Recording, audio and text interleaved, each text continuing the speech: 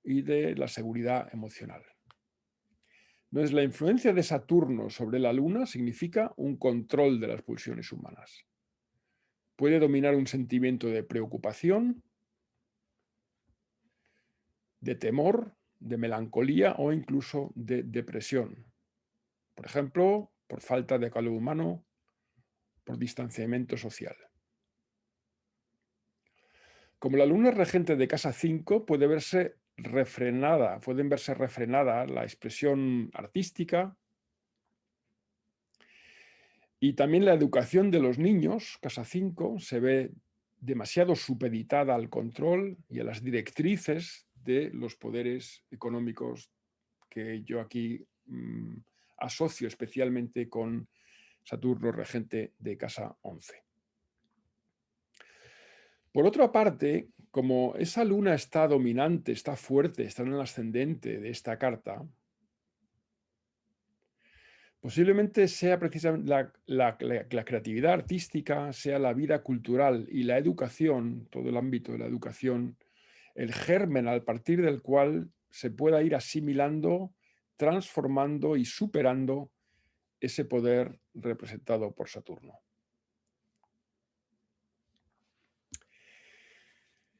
Júpiter y Saturno han efectuado su encuentro en la mansión lunar o nakshatra llamada Uttarashada. Esta mansión lunar tiene como lema el poder de alcanzar una victoria irrebatible. Ese es el lema, el arquetipo de esa mansión lunar. El símbolo es un colmillo de un elefante. Las deidades asociadas a este nakshatra son los 10 Vishvadevas, que encarnan virtudes y valores morales como bondad, veracidad, voluntad, destreza, tiempo, deseo, perdurabilidad, los ancestros, la plenitud y la germinación.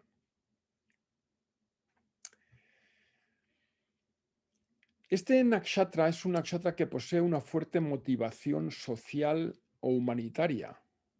Indica un ciclo, o sea, esta conjunción de Saturno, Júpiter ahí, indica un ciclo en que la humanidad tiene que aclarar o disputar o tiene que vérselas y recuperar también esos valores, como son valores como pueden ser la lealtad, la integridad, el respeto y la tolerancia. En el lado negativo, esta mansión lunar puede reflejarse en una voluntad férrea por vencer e imponer unos intereses políticos y económicos con una agenda supuestamente social y humanitaria.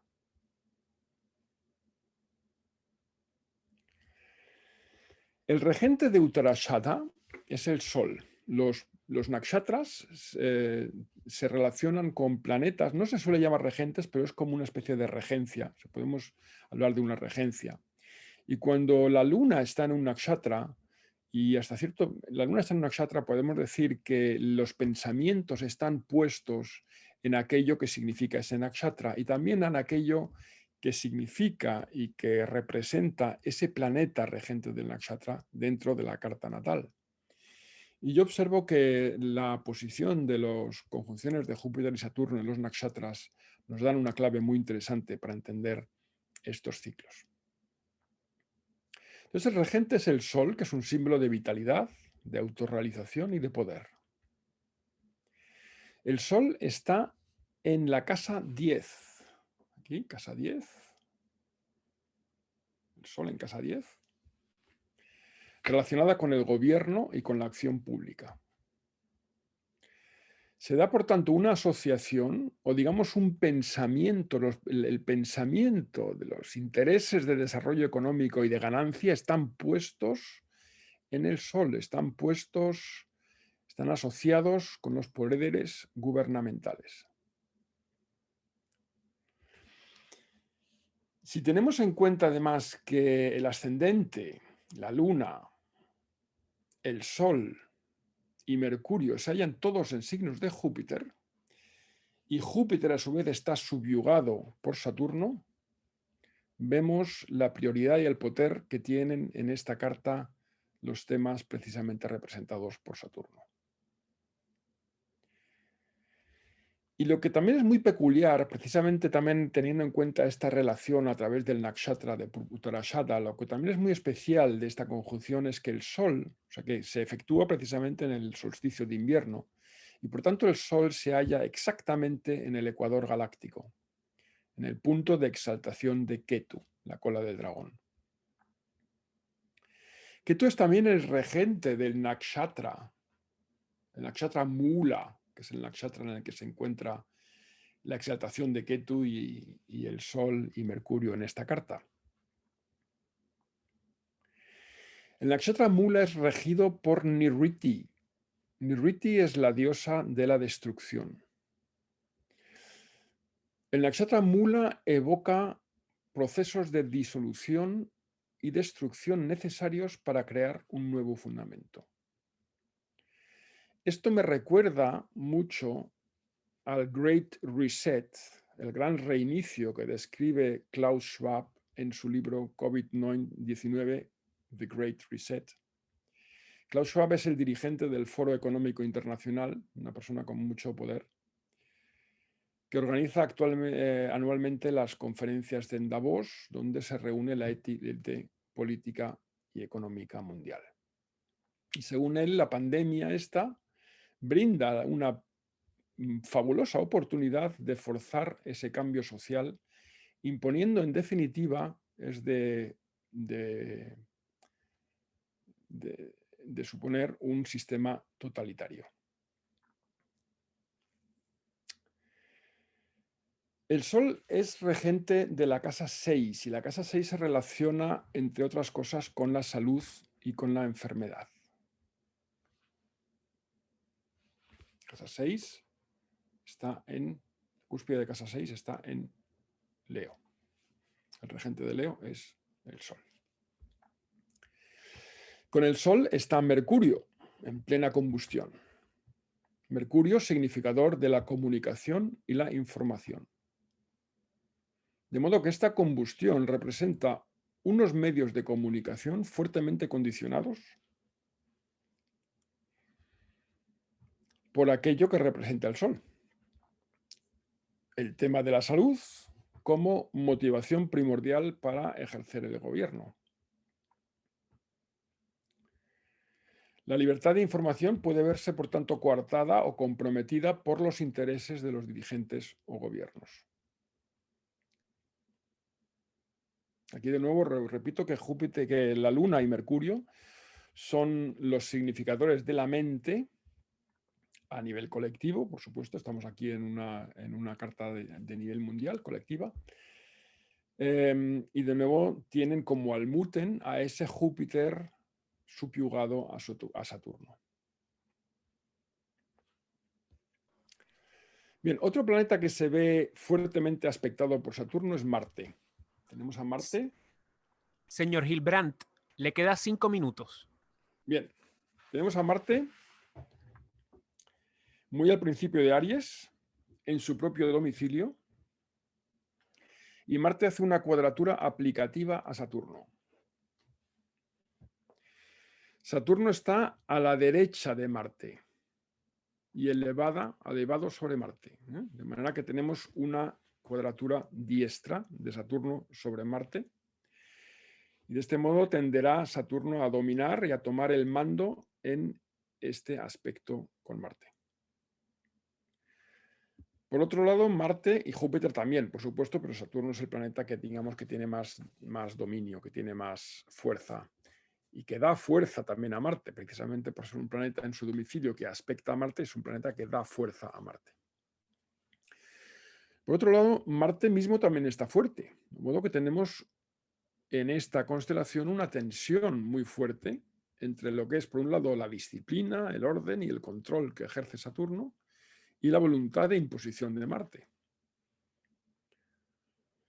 Es una combinación que se puede expresar en una polarización social, en durezas, incluso en grave conflicto. Por parte de Saturno vemos un afán de control de la voluntad y de la agresión. Por otro lado, Marte en Aries representa la voluntad individual y la reivindicación de libertad de expresión y de realización personal. Entonces, en esta relación con Saturno Marte se puede manifestar también como rebeldía, más aún teniendo en cuenta que está cerca Urano. Y el punto medio Marte-Urano está exactamente en cuadratura exacta a la conjunción de Júpiter y Saturno. Se trata, por tanto, de una constelación bien explosiva, que podría acarrear en el curso de los años venideros serios conflictos bélicos o de carácter revolucionario. Marte está en la casa 2 y es regente de esta casa, indicando también fuertes tensiones y luchas por el poder económico. Casas 2 y 11 son las dos casas más importantes para temas económicos en una carta. Por otro lado, asistimos a una destrucción de la media empresa y su suplantación por grandes multinacionales y plataformas digitales.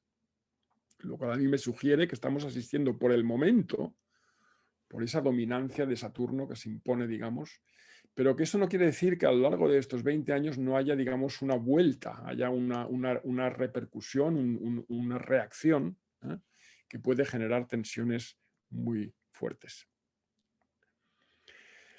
Marte es además regente de la casa 9. La casa 9, ¿no? O sea, Sagitario tropical, está aquí en Escorpio. La casa relacionada con el conocimiento superior, con la ciencia y con la fe. Al igual que el significador natural de estos asuntos, que es Júpiter, Marte recibe la influencia de Saturno y asistimos, en cierto modo, a la imposición de la ciencia y la tecnología como religión. Una religión que tiende a reducir al ser humano a su condición física, tierra, y que incluso sueña con la superioridad de la tecnología o la inteligencia artificial sobre el espíritu humano. Marte está en el nakshatra Ashvini. Es un nakshatra íntimamente relacionado con la medicina y la sanación. Ashvini es un nakshatra regido por los Ashvin, que son dos deidades gemelas, que son los dioses de la sanación, de la curación, de la sanación, de la medicina. Esto es muy sugerente, ya que es precisamente en este campo donde vemos una subyugación de la industria a la industria farmacéutica. La situación actual, en cierto modo, pone de manifiesto una crisis en la medicina. Una medicina cada vez más técnica y deshumanizada. Todo esto siempre lo veo con el trasfondo de esa crisis muy fuerte, de esa encrucijada en la que estamos por la posición de los solsticios en el eje de exaltaciones del dragón. Pero en el desarrollo de los próximos años, este conflicto puede llevar a un vigoroso renacimiento de una medicina más natural, humana y holística, en la medida en que también se desarrolla el impulso jupiteriano del ciclo. Porque claro, Júpiter ahora está aquí, pero ahora mismo en estos días va a entrar en Acuario y posiblemente ya empecemos a notar un cambio, una especie de recuperación de lo que son los valores jupiterianos. Entonces, probablemente dentro de unos 10 años, como tarde, cuando sea, digamos, el momento álgido del ciclo donde está la conjunción, la oposición de Júpiter y Saturno, asistamos a una superación de esta medicina más deshumanizada que por el momento se está imponiendo. Y también aquí tendremos un fuerte conflicto a nivel científico y epistemológico. Bien, y en toda esta dinámica podría ser importante Venus, que está en casa 9, conjunta con el Ketu, con el nodo sur. Aunque se encuentra débil en Escorpio, puede haber una em, puede haber por parte de fuerzas venusinas como el arte, las terapias suaves, el feminismo, etcétera, pueden surgir impulsos que ayuden a transformar el conocimiento y restablecer un paradigma más humano y social, ya que Venus es al fin y al cabo regente del planeta importante de nuestra era y es el regente de casas 3 y de casa 8, que son casas de transformación. Y de esa manera, em, Venus también es regente de casa 3, que está relacionado con los medios de comunicación, y aquí tenemos también a Rahu, y por eso también vemos la enorme importancia y también a lo mejor una importancia desmesurada también y manipulación también de los medios de comunicación, que se refleja en este Rahu en Tauro y en la casa 3 en las casas de la Tierra. Bien, y finalizo con esto mi análisis de esta carta utilizando el zodíaco sideral y las casas tropicales de la Tierra. Muchas gracias. Excelente, muchísimas gracias. Muy interesante y muy innovador. Para aquellos que quieran conocer o contactar al señor Hilbrand, pueden accesar a su contacto en astrología-tradicional.net, si no me equivoco, ¿correcto? Sí, correcto. Ok, tengo varias preguntas. Primero que nada, una sencilla para comenzar. Preguntan si esta carta específicamente aplica a los próximos 20 años, ¿sí o no? Sí, yo considero que es digamos, el germen, es la carta seminal de un ciclo de 20 años. Entonces yo creo que las cartas estas, las conjunciones de Júpiter-Saturno, evidentemente son importantes para el momento, están reflejando un momento en la historia, ¿no? Un momento en la dinámica histórica del colectivo humano. Pero son cartas de inicio de un ciclo de 20 años y yo creo que estas cartas siempre reflejan temas importantes que se van a ir desarrollando en esos 20 años, ¿no? Entonces yo Ok. la interpretación que he hecho, por supuesto, es una interpretación en la que veo muy bien reflejada en esta carta los temas candentes que tenemos hoy en día, pero esto vamos, es seguro, no cabe la menor duda de que estos temas, o sea, estamos asistiendo a unos cambios tan dramáticos que nos van a vamos a tener que desarrollar y disputar evolucionar a partir de este momento, y esto va a marcar el ciclo de 20 años que viene. Eso es vamos, de lo que estoy convencido. Y en esa dinámica, por supuesto, habrá cambios. Júpiter, por eso he dicho yo que en 10 años, cuando tengamos la oposición de Júpiter-Saturno, probablemente tengamos un gran, a lo mejor hay una especie de vuelco también, ¿no? Porque las tendencias que vemos aquí, por supuesto que todo impulso siempre tiene una reacción, ¿no? Entonces aquí hay un impulso muy de tipo saturnino fuerte, todo lo que he contado, pero luego habrá una reacción también y habrá un desenvolvimiento de toda de esa temática. Entendido. Tengo otras preguntas un poco más interesantes. Silvio pregunta, ¿ya ha considerado si el ciclo de 20 años, que me imagino que se refiere a las grandes conjunciones, puede estar relacionado con la teoría de las generaciones de Hans Jäger? No sé si Pues como no conoce. conozco la teoría de las generaciones de Hans Jäger, no lo puedo decir nada. Entendido. Tiene otra pregunta, dice, considerando los nodos, Rahui Ketu, ¿ya ha comparado o contrastado cómo ocurren las conjunciones en la astrología dracónica junto a la sideral y a la tropical? La astrología dracónica, es decir, la astrología tomando los nodos como inicio de un zodiaco. Correcto. Sí. No he trabajado con esa técnica. Es una técnica que viene de la escuela Huber, ¿no? Si no me equivoco, pero no he analizado, o sea, habría que analizar entonces la carta, digamos, tomando Rahu como inicio de la casa 1, ¿no? Okay. Pero no he mirado eso con más detalle. Sería un enfoque también interesante, pero no lo he estudiado. Ok. Tengo una pregunta de Jaime Betancourt, que yo entiendo lo que quiere preguntar. él está hablando respecto a la Yanamcha. Obviamente, pues, usted está utilizando una Yanamcha que no es una Yanamcha.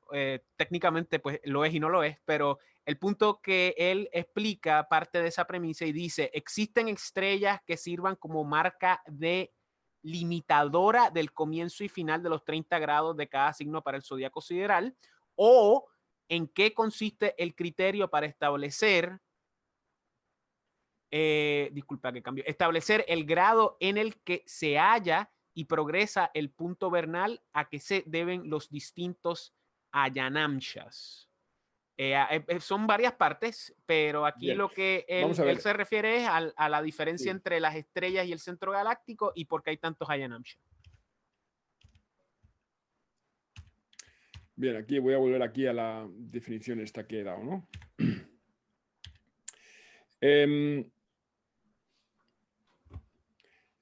Las estrellas fijas siempre se han tomado como puntos de referencia. Por ejemplo, las estrellas fijas se han tomado como puntos de referencia para las exaltaciones de los planetas. Sin embargo, no son esas estrellas mismas la exaltación de los planetas, sino que digamos que indican el lugar donde se halla o cerca del cual se halla la exaltación de un planeta. Y del mismo modo, las estrellas fijas se han tomado como puntos referenciales, como estrellas fiducias, para poder definir el zodiaco. Parece ser que los babilónicos, no se tiene esto muy claro, pero parece ser, es posible que hayan tomado Aldebarán y Antares como punto de referencia para marcar el centro de Aries y de Escorpio. O hoy en día en el Ayanamcha de Lahiri, por ejemplo, se toma Spica como punto de referencia de 0 grados de Libra, etc. Pero claro, todas esas estrellas no tienen en sí un valor especial. Es decir, Spica, no hay nada en Spica que la haga más especial que Antares o que Aldebarán o que Regulus o que Sirio incluso, etc. Entonces, para mí está claro que estos solo pueden ser estrellas fiducias, pueden ser marcadores, pero la lógica del zodiaco tiene que estar en en la arquitectura universal, digamos, en la geometría universal.